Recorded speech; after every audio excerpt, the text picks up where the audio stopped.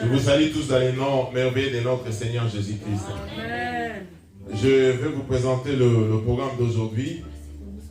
Au fait, nous avons commencé cette activité, la génération des gagnants, où nous passons du temps dans la prière et nous nous encourageons dans la prédication de la parole de Dieu. Il s'est fait que depuis presque un mois, j'avais commencé ces messages où nous parlons aussi de la provision, comment nous pouvons reconstituer une provision matérielle et financière qui peut nous aider à avancer, à progresser dans la vie, à soutenir aussi l'œuvre de Dieu. Donc je vais répartir mon temps d'aujourd'hui à deux. Et je vais essayer déjà de résumer, de donner un petit résumé sur mon enseignement que j'ai commencé. Je vais faire la suite du message du dimanche passé. Et il pourra me rester encore 30 minutes où je vais faire une courte prédication. Amen. Amen. Alors, sans plus tarder, je vous invite à prendre tous nos Bibles dans Matthieu 25, versets 14 à 30. Matthieu 25, 14 à 30.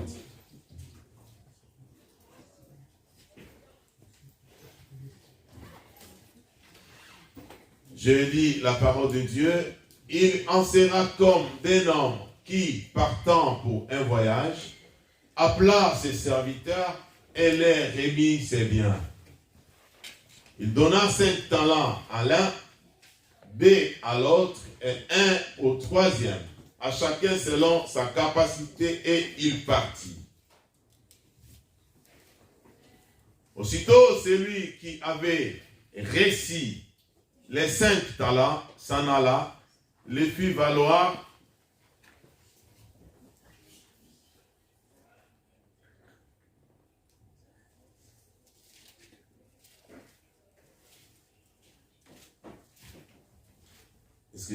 Aussitôt celui qui avait reçu les 5 talents s'en alla, les fit valoir, et il gagna 5 autres talents.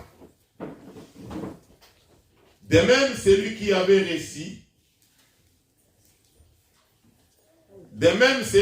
reçu les 2 talents en gagna 2 autres. Donc, ils ont fait le bénéfice de 100%. Celui qui n'en avait reçu qu'un talent,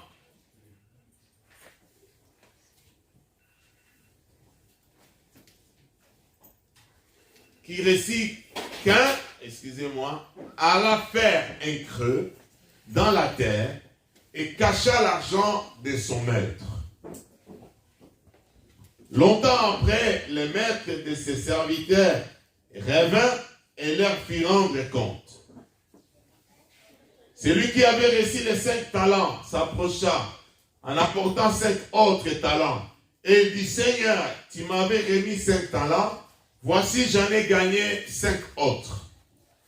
Son maître lui dit, c'est bien, bon et fidèle serviteur.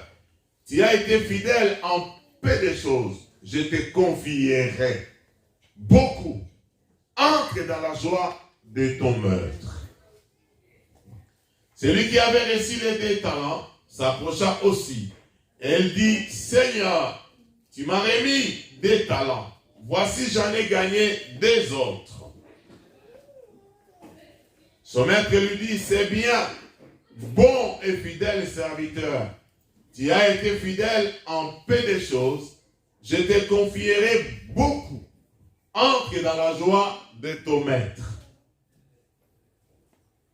Celui qui n'avait reçu qu'un talent s'approcha ensuite et il dit, Seigneur, je savais que tu es un homme dur, qui moissonne où tu n'as pas semé, et qui amasse où tu n'as pas vanné.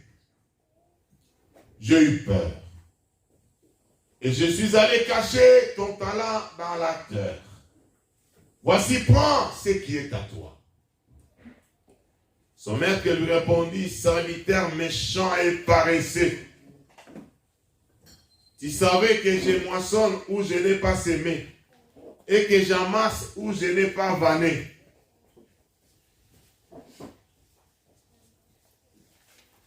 Oui, la suite, 27. Il te fallait donc remettre mon argent au banquier. Et à mon retour, j'aurais retiré ce qui est à moi avec un intérêt. Ôtez-lui donc les talents et donnez à celui qui a les 10 talents. Car on donnera à celui qui a et il sera dans l'abondance, mais à celui qui n'a pas, on ôtera même ce qu'il a. Et les serviteurs inutiles, jetez-les dans les ténèbres du dehors, où il y aura des pleurs et des graissements des dents. Amen. Amen. Je commence par les derniers versets. Jetez-lui dehors, où il y aura des pleurs et des graissements des dents. En fait, cette parabole fait mention au royaume des cieux et aux talents, aux capacités que Dieu nous a données en tant que chrétiens.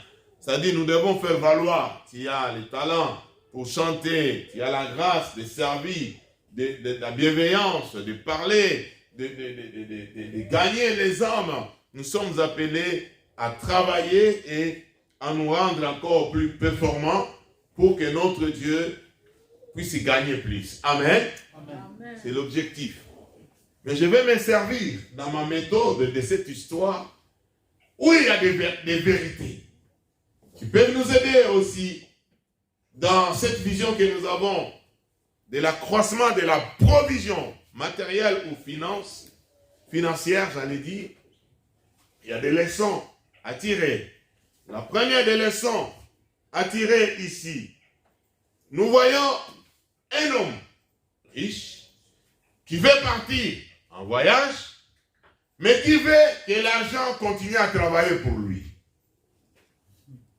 Amen. Amen. Lui, il part en vacances, aller se réjouir, faire l'ambiance, manger dans les beaux restaurants, visiter sa famille, il est visiter les montagnes, mais il veut que l'argent, pendant son voyage, continue à travailler pour lui. Il y a des gens qui sont comme ça dans ce monde, même à Mulhouse. Il part en vacances, l'argent continue à travailler pour lui. Mais si toi et moi, nous partons en vacances, le compteur est bloqué. Tu vas seulement récupérer ce que tu avais travaillé, on va compter un mois. Si tu as travaillé un mois, tu as 2 jours et demi qu'on te donne et que tu pourras payer. Si tu n'as pas travaillé, tu pars en vacances, solde 0. Mais il y a des gens, même ils ne travaillent pas, mais l'argent continue à travailler pour lui.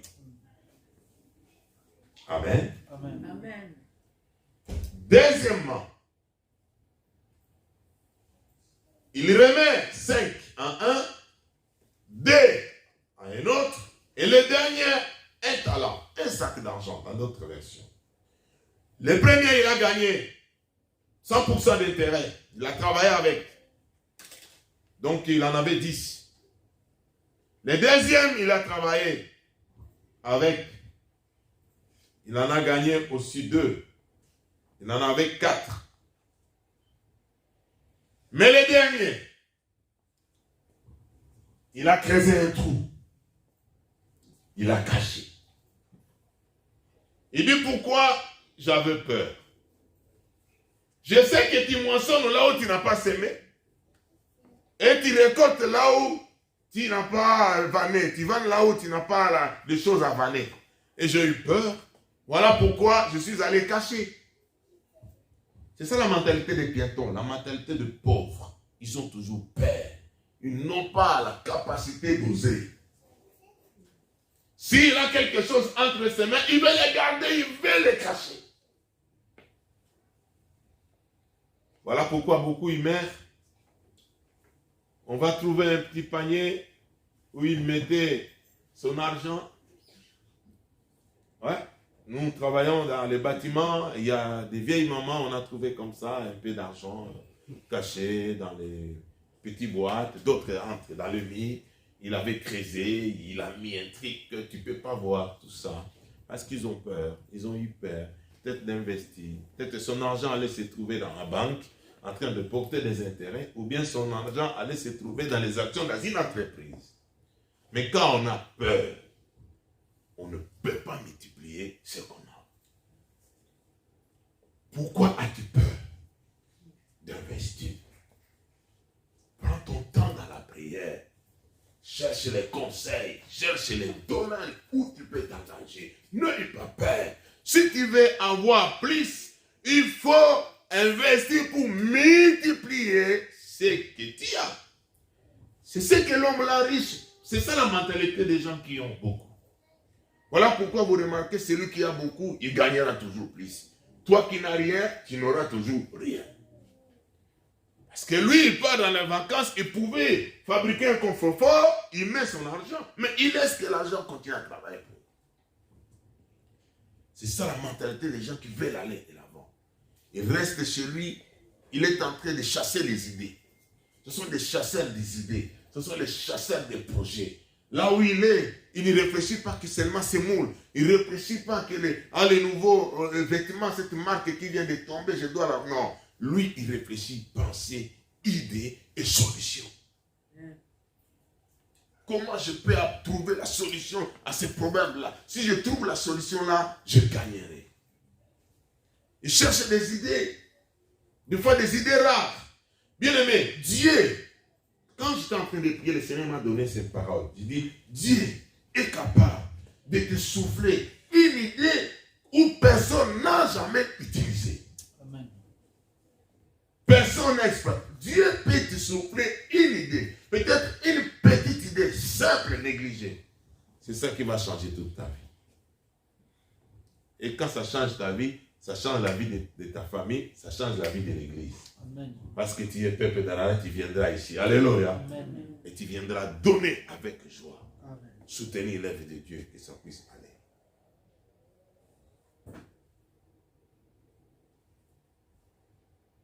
Je vais donner quelques lois ou principes en matière de l'approvisionnement, finance ou matériel. Je vais aller vite, hein? Je vais essayer de lire pour me permettre de gagner le temps et d'entamer les deuxièmes messages. L'argent vient volontiers, en quantité toujours plus importante à l'homme qui met de côté et crée un revenu. Quand on met de côté, l'argent viendra toujours. Parce que ce que tu mets de côté, c'est ce qui va constituer un revenu. L'argent travaille, diligence et rentabilité pour les sages possesseurs qui lui trouvent une utilité profitable. C'est-à-dire, si tu as trouvé l'utilité profitable avec l'argent, l'argent va travailler pour toi. Amen. L'argent peut travailler pour toi. Au lieu, la plupart tels que nous sommes là, nous tous, nous travaillons pour l'argent. Donnons l'argent. Nous donnons notre temps. Nos week-ends, nos dimanches.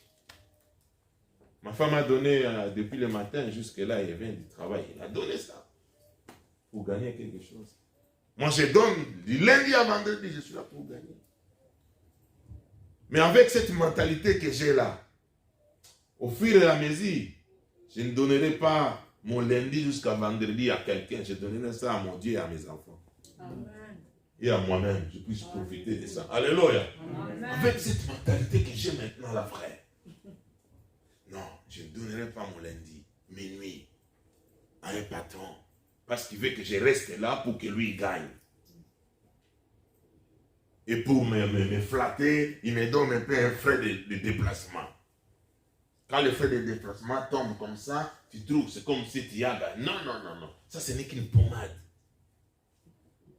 Je m'applique. Oui, cosmétique. L'opium des patrons envers des pauvres, des salariés.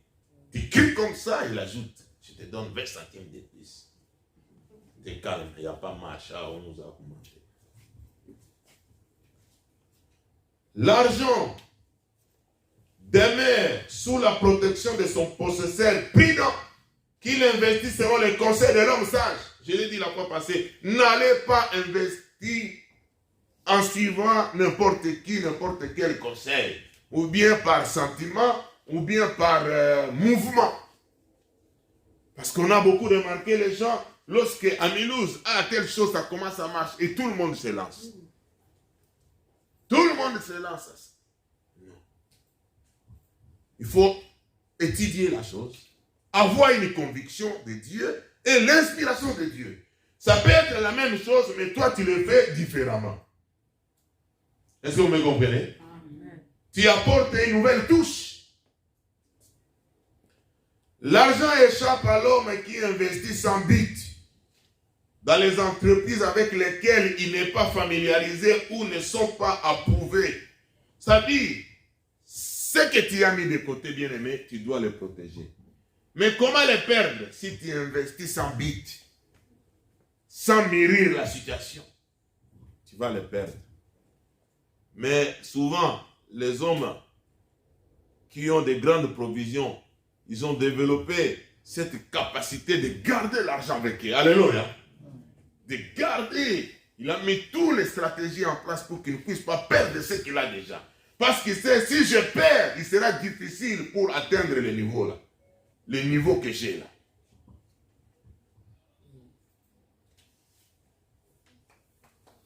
On peut devenir, je n'ai pas voulu trop utiliser l'expression riche, mais on peut avoir une grande provision matérielle et financière dans la vie sans être un homme ou une femme célèbre. Alléluia.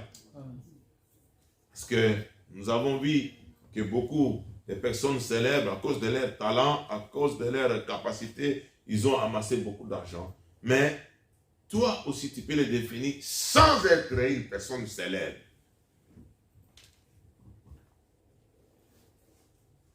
J'ai vu une illustration. Vous voyez, lorsque nous voyageons, tu veux aller à Paris, il y a deux choses. Il y a la route et il y a le voyage. Quand tu veux aller à une destination, il y a la route et il y a le voyage que tu veux effectuer.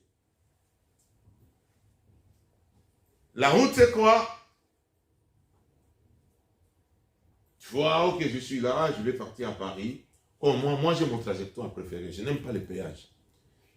J'ai deux raisons. Premièrement, je trouve ça trop cher. Deuxièmement, je n'aime pas trop rester sur l'autoroute. Je me sens stressé. J'aime des fois passer dans les villages, je roule à 50, à 110, à 90, je regarde les paysages, je traverse et j'arrive à Paris sans péage. Si je prends le péage, je peux dépenser 40 € par voyage, même plus pour Paris. 49. Et je suis que sur l'autoroute comme ça, vive aller, trop stressant. En plus, la différence d'arrivée n'est pas vraiment énorme. Pardon? Une demi-heure de fois de différence. À cause d'une demi-heure, je dois gaspiller 40 €. Moi, je prends... Ouais, 49. Moi, je passe ici, hein, Épinal, tant vite, les François. Paf, je suis à Paris.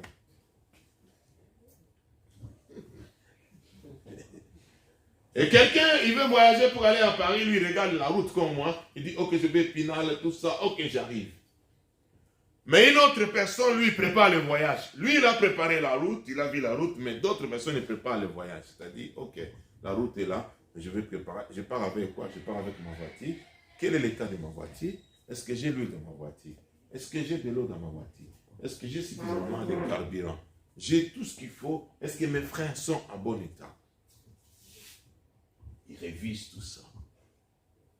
Certaines personnes, il voit la destination, je vais arriver à Paris, il prend la voiture, paf, il arrive quelque part, la voiture tombe en panne. Moi, ça m'est déjà arrivé. Vers Nancy, la voiture chaos technique. Je ne peux pas continuer. On a fait route. C'était, je crois, c'était les fiançailles de Dercy et maman Zizère. Je crois, est-ce que c'est ça? Oui, c'est ça. Mais oui. J'étais avec les frères Léma et j'avais aussi notre marraine qui est venue de l'Afrique. On devait avoir. La voiture est tombée en panne au niveau de Nancy. Parce que nous avons vu la décision. Oh, on doit être là dans les fiançailles de nos amis, nos frères. On arrive, mais on n'a pas préparé le voyage. On prépare le voyage, on voit la destination et on voit l'état de l'enjeu qui vous amène. Et souvent dans la mentalité de beaucoup d'Africains, ils préparent la route, le trajet, mais pas le voyage. C'est comme ça. quand on n'a pas préparé le voyage, on regarde que la route, beaucoup de gens ne sont pas arrivés à leur destination. C'est comme ça même dans la vie financière, dans la vie sociale. On voit seulement la route. La route pour être béni, la route pour avoir des richesses, la route. Mais on n'a pas eu le temps de préparer tout le processus pour arriver. Bien aimé, pour arriver, il faut commencer à épargner. Amen. Dis amen avec moi. Amen, amen. Pour arriver, il faut avoir un plan. Pour arriver, il faut bien gérer. Pour arriver, il faut ce que tu as épargné, tu puisses l'investir. À un bon endroit. Et ce que tu as investi peut commencer à produire. Toi, tu continues toujours à investir. Tu peux arriver à un moment, le fruit de ton investissement peut attraper ton salaire. Alléluia. Pas le fruit, c'est-à-dire le bénéfice de ton investissement peut attraper ton salaire, peut dépasser ton salaire. Moi, si ça dépasse le salaire, j'arrête le travail. Je fais autre chose. Est-ce que vous comprenez? Parce que là, il y a certains investissements, bien aimés, tu as ce que tu as, le fruit, ce que tu as investi à vie. C'est comme si tu as planté un arbre à l'Afrique, un arbre à l'argent. Ça reste là. Je me souviens des années après, bien que Dercy, aujourd'hui, j'ai beaucoup de témoignages, des exemples pour toi. Je suis allé vers toi. Tu habitais sur la rue Fabrique. Tu m'as parlé du propriétaire de ces logements. Tu peux me dire, c'est quelle nationalité? C'était un Africain. Un Sénégalais. Qu'est-ce qu'il avait? Il avait beaucoup des immeubles. Il a beaucoup. C'est un jeune, hein? Pas même 50 ans. Et c'est lui-même des fois qui vient réparer l'électricité, tout ça. Il a commencé par un appartement. Ah, il a mis là-bas 2, 3, il en a trouvé ici en Toulouse 50 quelqu'un. Celui-là, il peut aller en voyage, il sait qu'à la fin du mois, ça va tomber. Il peut mourir aujourd'hui, ses enfants vont continuer à récolter. Lui, il a planté l'arbre à l'argent. Ça fait longtemps, je ne savais pas que les témoignages. Quand maintenant je parle de ça, on m'a ramené vers l'esprit, on m'a ramené là. Frère, ne dormez pas, nous devons nous réveiller, frère. C'est pas, il ne faut pas attendre que tu puisses avoir des millions avec ce que tu gagnes déjà, avec ton salaire que tu gagnes. Et à la part de Dieu, tu mets. Il y a des gens qui ont la capacité, ils disent que moi je peux commencer à mettre 10% de ce que je gagne. D'autres ils disent je vais mettre 20, d'autres je vais mettre 30, je vais serrer des choses. Tout ça parce que tu as un projet. Au lieu d'attendre, moi je prie chez nous, c'est le Dieu des miracles, il va faire tomber. Gloire à Dieu, le miracle peut arriver, mais tu sais quand est-ce que le miracle va arriver? Parce que tu sais quand est-ce que le miracle financier va arriver, on ne sait jamais.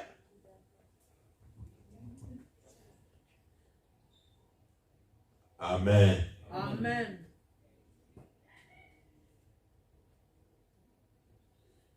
La richesse, l'approvisionnement, c'est un voyage. Il faut préparer. C'est un processus, mais pas un événement. Vous savez, nous, les fans de football, quand il y a, par exemple, les jeunes, il a fait son contrat, le jeune Mbappé, il a fait son contrat. Son contrat était à combien déjà là? Qui est le joueur maintenant le plus cher avec le contrat de football? Diak Shadrach, lui, il connaît beaucoup. Celui, en venant à Paris, ouais. On lui a donné combien de millions? Je ne sais pas la somme, mais 35 millions. 35, c'est peu, non? Il y a des gens qui ont gagné beaucoup. Oui, parce que lui, il était en fin de contrat. Ouais. À Barcelone. Mais il y a des gens qui ont... Mbappé, c'était combien? 165, non? 180. 180 millions. C'est Neymar, mais non. Ah, Neymar, 180. 220. 220 millions. Ça, c'était un événement. Quand les 220 ça tombe, c'est un événement, tout le monde en parle. Mais derrière cet événement, il y a un processus. Les parents de Neymar ont souffert. Par exemple, les parents de Messi ont souffert, l'enfant était maladif. Il faut l'amener, frère. Il faut demander à ceux qui amènent les enfants à l'entraînement. Demande à pasteur d'aller, on a mis aussi. Hein. Il amène. Ils ont commencé par Jonathan. Jonathan, il a laissé. Maintenant, c'est la musique. C'est l'autre qui est là. Il amène. Il doit aller rester là, quoi, l'entraînement. Et c'était ça leur vie. Il y a les sacrifices. Même lui-même, lorsqu'il devient majeur, il faut s'entraîner. Des fois, on ne mange pas n'importe quoi, bien-aimé. Il faut une grande discipline. On écoute les conseils pour arriver à ce niveau-là. Mais toi, tu attends l'événement. Pour arriver à l'événement, bien-aimé, c'est le processus. Pour avoir une grande provision matérielle, financière, c'est un processus. Dis avec moi, c'est un processus.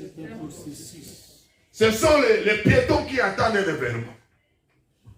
Quand ils marchent, ils disent, ah, est-ce que je ne peux pas vraiment...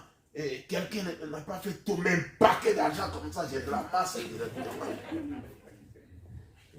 Il dit, ah, je ne peux pas me faire ça. Il y a des gens qui ont l'argent. Hein? Il y a des gens qui ont l'argent. Ah oui, mais... À Paris, il y a un monsieur, il a ramassé 200 d'argent à l'aéroport. Oui. De 100 avril. Ouais.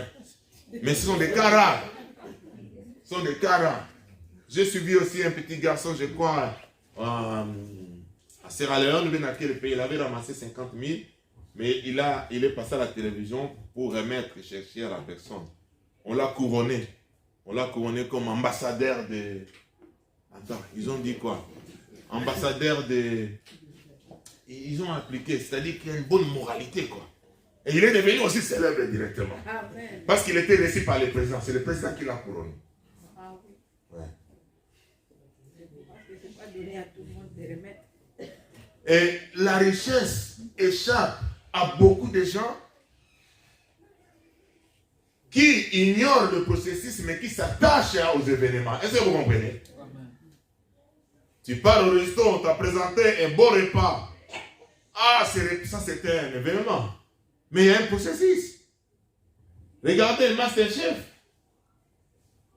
C'est un processus. Tu peux te blesser avec des couteaux.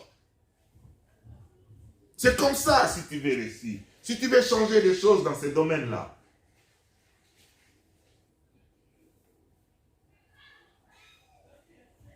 Tu dois avoir une boussole, une orientation. Vous savez, c'est l'organisation. C'est avoir un plan, avoir un budget. C'est ça qui va t'orienter. La boussole, ça oriente toujours vers le nord. Quand ça te montre vers le nord, tu sais que le site, c'est de l'autre côté. Mais quand il y a une boussole en matière de la gestion de tes biens, de tes avoirs, ça va t'orienter pour que tu arrives là où tu veux. Alléluia. Si vous n'avez pas, vous ne savez pas où vous allez, comment saurez-vous si vous arrivez? Et si votre destination n'est pas clairement définie, il est certain que vous n'arriverez jamais. Vous risquez de finir à un endroit où vous n'avez pas envie d'être. Tu te retrouves à un endroit comme ça, et moi, c'est comme moi, une voie, je crois, le GPS m'a amené au bord d'un canal. Je ne pouvais pas traverser là-bas. Oh. Je n'avais pas envie d'aller là-bas. Je fais un demi-tour. Il faut avoir une feuille de route. Il faut avoir un projet. Il faut faire de bons choix. Alléluia. Il faut faire de bons choix. Notre vie est déterminée par nos choix. Et ces choix proviennent de nos systèmes, les décisions que nous avons prises dans la vie. Si tu es là où tu es, c'est que tu avais pris de mauvais choix, de mauvaises décisions. Tu as fait de mauvais choix. Change tes choix et tes décisions. Amen.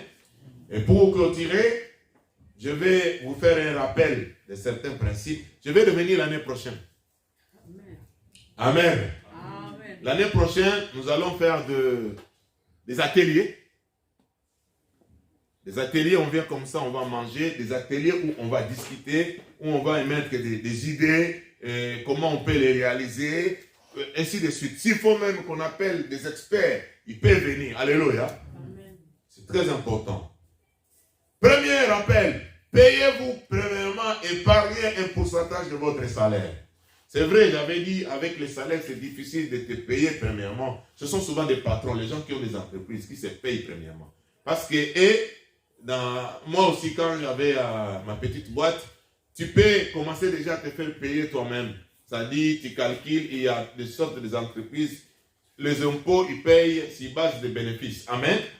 Toi-même, tu enlèves déjà chez toi à la maison et tu pars payer. Mais quand tu es un salarié, par exemple, ma femme m'a dit la fois passée, on commence à me prélever en source.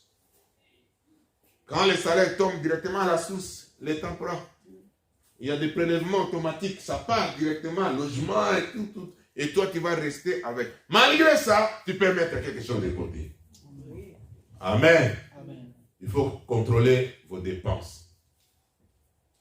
Avoir du temps où tu contrôles. Où je dépense beaucoup. Et pourquoi je dépense beaucoup. Tu peux te rendre, je dépense beaucoup sur des choses qui ne m'apportent rien. Tu peux faire des économies. Tu peux diminuer. Ou tu peux arrêter certaines choses. Si tu as un projet. Protégez votre épargne de la perte. Alléluia. On peut perdre son épargne.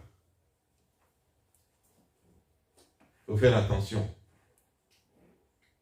Étudier ou investir. Priez Dieu qui te donne la conviction. Fructifiez votre épargne. Ne reste pas toute ta vie qui est en train d'épargner. Depuis que tu as commencé à épargner ton 10%, c'est ce que tu épargnes. Non. Il faut chercher à l'investir. Amen. Amen. La chèvre de ma mère. Oui. Il faut chercher, frère. Il ne faut pas avoir peur. N'allez pas creuser. Alléluia. Amen. Bon, c'est vrai. Si tu peux, tu peux prendre l'option de garder comme ça, oui. Après 30 ans, 40 ans, tu peux garder 30 000, 50 000. Pour moi, c'est pire. Et moi, je veux que ça, je puisse planter un arbre. Alléluia. Continuez à investir. Investissez vos intérêts. Mettre un système en place à tel point que l'argent puisse commencer à travailler pour toi. Amen. Amen. Tel est l'objectif. Et si j'ai donné ces enseignements, c'est pour nous motiver. C'est pour nous faire montrer que Dieu est capable de nous bénir. Mais nous croyons à la bénédiction par le travail, la prospérité par le travail. Dieu, le miracle n'est pas exclu. Dieu est capable d'opérer un miracle. Alléluia. Mais quand nous sommes les enfants de Dieu, les miracles financiers, Dieu peut les donner, Dieu peut les faire, mais tu ne sais pas quand. Mais quand tu te lèves le matin, tu pars au travail, tu sais qu'à la fin du mois, tu auras ton salaire. Tu pourras mettre 20% à côté. Tu as la part de Dieu, tu as ta part pour toi et tu t'es satisfait. Alléluia. Évitez de dépenser l'argent sur des futilités. Ne vivez pas selon l'apparence. Tu donnes les gens l'apparence d'un homme riche, d'une femme riche, alors que tu n'as rien. Si on met ces choses en place, un jour, bien aimé, tu pourras acheter une maison comme si tu achetais un shingle. Tu pourras acheter une voiture comme ça qui entre chez Mercedes, comme si tu achetais 1 kilo de bananes chez Aldi.